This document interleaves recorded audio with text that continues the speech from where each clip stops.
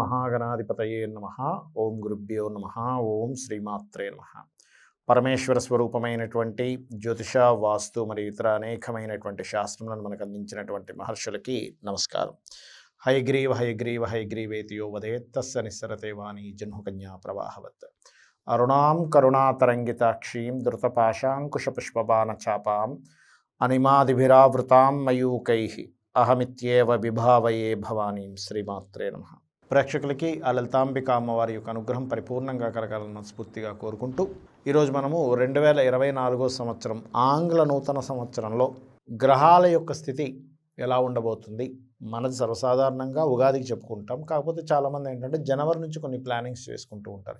ఈ ఇయర్ నేను ఈ ప్లానింగ్ చేసుకోవాలని. దానికోసం ఈ సంవత్సరం అసలు మేజర్ ప్లానెట్స్ ఏవేవి మారుతున్నాయి, ఏవేవి ఎక్కడున్నాయి, దాని ద్వారా మీకు కలిగే ఫలితాలు ఏమిటి, మీరు తీసుకోవాల్సిన జాగ్రత్తలు ఏమిటి, ముఖ్యంగా మీరు చేయవలసినటువంటి దేవతా ఆరాధన ఏమిటి అనేటువంటి విషయాలు తెలుసుకుంటూ, అదేవిధంగా ఖగోళ పరంగా కూడా ఈ గ్రహాల యొక్క స్థితి ఇలా ఉండడం వల్ల ఎటువంటి మార్పులు జరుగుతాయి అనేటువంటి విషయాలు మనం ఇప్పుడు ఒక్కొక్క లగ్నరీత్యా, లగ్నం తెలియని వారు రాశి చూసుకోవచ్చు. రాశి సెకండ్ ఆప్షన్, లగ్నం ఈజ్ ఫస్ట్ ఆప్షన్. ఈ రకంగా ఎలా ఉంటుంది ఏమిటి అనేటువంటిది మనం ఒక్కొక్క విషయం మనం తెలుసుకుందాం. ధనుర్లగ్నము, ధనస్సు రాశి.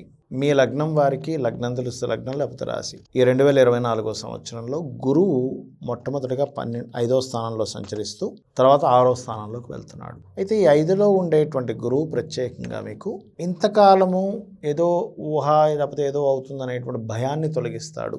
రెండవది ఏమిటంటే ఇక్కడ తీర్థయాత్రల్ని మరియు వ్యాపారంలో కొంతవరకు రాణించడము, వ్యాపార స్థానాల్ని, తండ్రి స్థానాన్ని మరియు జీవుణ్ణి తరింపజేస్తున్నాడు గురువు ఇక్కడ. అయితే ఈ గురువు ఎప్పుడైతే మే వరకు ఉంటాడో ఇటువంటి ఫలితాలు ఇస్తూ మే నుంచి మీ రాశి నుంచి లేదా మీ లగ్నం నుంచి, ధనస్సు నుంచి దశమంలో ఉండే కేతు ఉద్యోగ సంబంధించిన విషయంలో ఇస్తున్నటువంటి ఇబ్బందిని తగ్గిస్తాడు ఆయన మే నుంచి. అయితే మరి అంతకాలం వరకు మే వరకు ఇదే ఇబ్బంది పడాలంటే సింపుల్గా ఉలవలు ఉంటాయి. 1 kg ఉలవలు, మల్టీ కలర్ క్లాత్, ఈ రెండింటినీ కలిపి దానంగా ఇవ్వండి. అదేవిధంగా మరొక విషయం ఏంటంటే ఇక్కడ మీ రాశి వారికి ముఖ్యంగా ఈ చతుర్థ స్థానం ఏదైతే ఉందో, 4వ స్థానాధిపతి ఎవరైతే ఉన్నారో ఈ 5లో ఉండడం, 4లో రాహు ఉండడం వల్ల విదేశాలలో స్థిరపడడానికి, విదేశాల్లో ఏదైనా మీరు సెట్ చేసుకోవడానికి, విదేశీ యోగాన్ని విదేశాల్లో చేసుకోవడానికి చాలా బాగుంటుంది. అయితే మరొక విషయం ఏంటంటే ఇక్కడ గమనించుకున్నట్లయితే ఈ విదేశీ సంబంధించినటువంటి విషయాల్లో ప్రధానంగా గుర్తుపెట్టుకోండి, మీకు ఏదైతే అక్కడ గృహం కొనుక్కోవడమనో, వాహనం కొనుక్కోవడమనో, ఏదైనా విద్య అభ్యసించడమనో ఇవన్నీ కూడా సక్సెస్ఫుల్గా ఉంటాయి. కానీ స్వదేశీ దగ్గరికి వచ్చేసరికి మాత్రం తెలియని కన్ఫ్యూజను, కొంచెం చేంజెస్, కొంత స్ట్రెస్ దాని మీద ఉంటూ ఉంటుంది. మరి ఎవరైనా విద్యార్థులు కాన్సన్ట్రేషన్ సరిగ్గా చేయలేకపోతున్నా అన్నప్పుడు దుర్గాదేవి ఆరాధన చేసుకుంటూ, సహజంగానే ఈ యొక్క వృశ్చిక రాశి వారికి, వృశ్చిక లగ్నం రాశి వారికి నరసింహస్వామి ఆరాధన చాలా చక్కటి ఫలితాలు ఇస్తుంది. కాకపోతే ఇక్కడ ఈ ధనస్సు లగ్నం, ధనస్సు రాశి వారికి, వృశ్చికంగా ధనస్సు లగ్నం, ధనస్సు రాశి వారికి నరసింహస్వామి యొక్క ఆరాధన చక్కటి ఫలితాలు ఇస్తుంది. దీంతోపాటు మీకు 3లో శని భగవానుడు ఉన్నందుకు ధైర్యంగా, సాహసంగా, అంటే ఒక్కోసారి చూడండి మన ధైర్యమే దారిద్ర్యాన్ని తొలగిస్తుంది అంటూ ఉంటారు. ఆ దారిద్ర్యాన్ని తొలగించుకునేటువంటి యోగాన్ని శని భగవానుడు ఇస్తున్నాడు. కాకపోతే ఇక్కడ కొంచెం 3లో ఉన్నందుకు కొంత సిబ్లింగ్ వరుస వాళ్ళతో చిన్న చిన్న మిస్అండర్స్టాండింగ్స్ ఇస్తుంటాడు. ఎప్పుడైతే ఈ గురువు మారుతాడు 6వ స్థానంలోకి, అప్పుడు మీరు చేసే ఇన్వెస్ట్మెంట్స్ కానీ, ఫైనాన్షియల్ గ్రోత్ కానీ ఇవన్నీ బాగుంటాయి చెప్పాలంటే. బట్ ఏదేమైనప్పటికీ కూడా 6వ స్థానంలోకి మే నుంచి మారినప్పుడు మాత్రం తండ్రి ఆస్తి విషయంలో మంచి ఫలితాలు రావడము, విదేశాలకు వెళ్ళడానికి అవకాశాలు పెరగడం ఇస్తుంటాడు. కాబట్టి మీరు ఎక్కువగా నరసింహస్వామి యొక్క ఆరాధన, పితృదేవత ఆరాధన చేసుకోండి, అన్ని విధాలా బాగుంటుంది. ఇప్పటి వరకు మనం చెప్పుకున్నటువంటి ఈ 2024 ఫలితాలతో పాటు ముఖ్యంగా మీరు చూడవలసినటువంటిది ఏమిటి అంటే ఖగోళ సంబంధించిన విషయాలు మరియు మీ జన్మజాతక విషయాలు. ఖగోళం పరంగా ఏం జరుగుతాయి అంటే ఈ కాంబినేషన్స్ మనకి మీనరాశిలో రాహు ఉన్నాడు, కన్యలో కేతువు, మేషంలో ఉన్నటువంటి గురువు మే నుంచి వృషభంలోకి మారుతున్నాడు.